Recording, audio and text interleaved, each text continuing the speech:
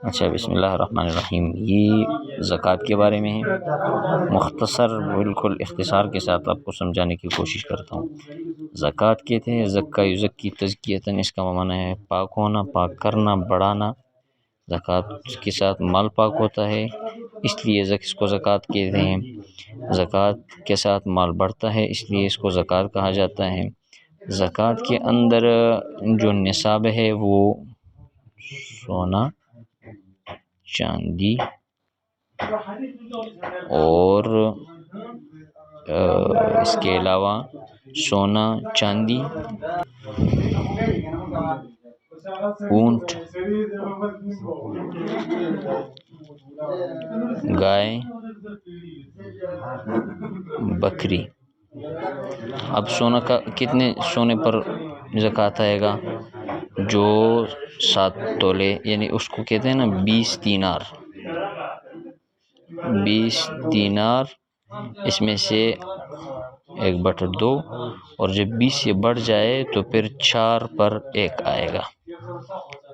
اور چاندی یہ 40 میں 1 ہے، 40 میں ہے 1، 40 میں 1، لیکن نصاب مکمل 200 درہم جو 52.5 تولے چاندی ہے.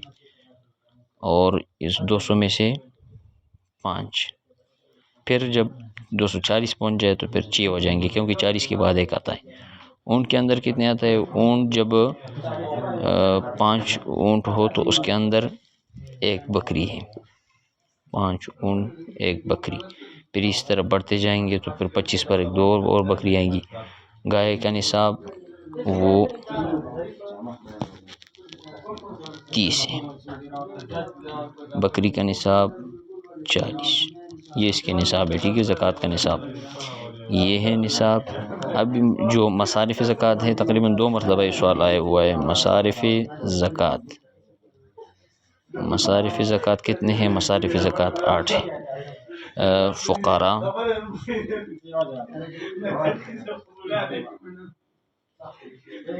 نمبر 1 فقراء، نمبر 2 مساکین، نمبر 3 عاملین، نمبر 4 مؤلفۃ القلوب. اچھا، نمبر یہ کتنے ہو گئے؟ 4. نمبر 5 رقاب، نمبر 6 غارمین، نمبر 7 فی سبیل اللہ، فی سبیل اللہ. اور نمبر 7 ہو گیا. نمبر 8 ابن السبیل. اب ایک ایک کو سن لیں. فقراء کے بارے میں فقراء اور مساکین ان دونوں کے بارے میں اختلاف ہے. بعض کہتے ہیں فقیر وہ ہوتا ہے جس کے پاس کچھ نہ ہو، بعض کہتے ہیں مسکین وہ ہے جس کے پاس کچھ نہ ہو. فقیر کے پاس کچھ نہ کچھ ہوتا ہے، مسکین کے پاس کچھ نہ کچھ نہیں ہوتا. دونوں فریقین کے دلائل ہیں. تو بعض جو فقیر کو کہتے ہیں کہ فقیر کے پاس کچھ نہیں ہوتا، مسکین کے پاس کچھ ہوتا ہے، تو مسکین ذرا مالدار کو کہتے ہیں. وہ اس حدیث واقعے سے استدلال کرتے ہیں. اما السفینۃ فکانت للمساکین، کہ موسیٰ علیہ السلام نے جس کشتی کے اندر سوراخ کیا تھا تو وہ مساکین کی تھی، تو معلوم ہوتا ہے مساکین کے پاس کچھ نہ کچھ ہوتا ہے. اور بعض جو دوسرے حضرات فرماتے ہیں کہ وہ مسکین ذا متربہ، کہ مسکین جو مٹی والا ہے، جو خاک آلود ہو تو وہ مسکین ہوتا ہے، تو معلوم ہوا کہ مسکین کے پاس کچھ نہیں ہوتا. عاملین کا مطلب ہوتا ہے کہ اسی زکوٰۃ کے معنی میں اندر جو عمل کرنے والے تھے، زکوٰۃ کمپنی کے اندر جو کام کرنے والے مزدور حضرات ہوتے ہیں ان کو دیا جائے گا. مؤلفۃ القلوب کا مطلب ہوتا ہے کہ وہ لوگ جن کے دلوں کو تالیف کہتے ہیں، میلان کو، جن کے دلوں کو اسلام کی طرف مائل کرنے کے لیے اس کو حصے دیا جاتا ہے. اور حضرت عمر رضی اللہ عنہ کے دور میں پھر یہ حصے ختم ہو گئے. رقاب کا مطلب ہوتا ہے کہ جو غلام جس غلام کو آقا کہے کہ اتنے پیسے لا کے مجھے دے دو آپ آزاد ہو جائیں گے، اس کو مکاتب بھی کہا جاتا ہے. اور اس مکاتب کے ساتھ مدد کرنے کے لیے جو مال دیا جاتا ہے تو اس کو کہتے ہیں کہ یہ جو مال رقاب کے اندر خرچ کیا جاتا ہے. کیونکہ یہ جو مصارف ہیں نا، مصارف مصرف کی جمع ہے. مصرف کہتے ہیں خرچ کرنے کی جگہ کو. غارمین کا مطلب ہوتا ہے قرض دار، جس پر قرض ہو، جو قرضوں میں ڈوبا ہوا ہو. ہاں، کسی نے اگر ایسے غلط طریقے سے اپنے اوپر قرض لا دیے ہوئے ہوں تو امام نووی رحمہ اللہ فرماتے ہیں کہ اس نے اگر توبہ نکالا ہو تب اس کو پھر قرض دے سکتے.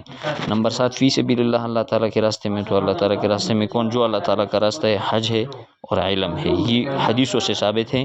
حج نہیں، جہاد اور علم. جہاد کے بارے میں ہے کہ لغدوۃ فی سبیل اللہ روحۃ خیر من الدنیا وما فیہا، اور علم کے بارے میں ہے من خرج فی طلب العلم فهو فی سبیل اللہ. نمبر 8 ہے ابن السبیل. ابن السبیل اس کا مطلب ہوتا ہے وہ بندہ جو مسافر ہو، لیکن مسافر کے لیے یہ شرائط ہے کہ مسافر کے پاس کچھ نہیں ہوگا. جب وڈیرا مسافر سفر میں چلا جاتا ہے تو اپنے پاس غلام، خشم، خدم سب کچھ لے کے چلا جاتا ہے، وہ اس سے مستثنا ہے. اس سے وہ مسافر مراد ہے کہ جس کے ساتھ کچھ بھی نہ ہو. آپ چینل کو سبسکرائب کریں تاکہ آپ کو خود بخود یہ ویڈیو مل جائے میرے شیئر کیے بغیر.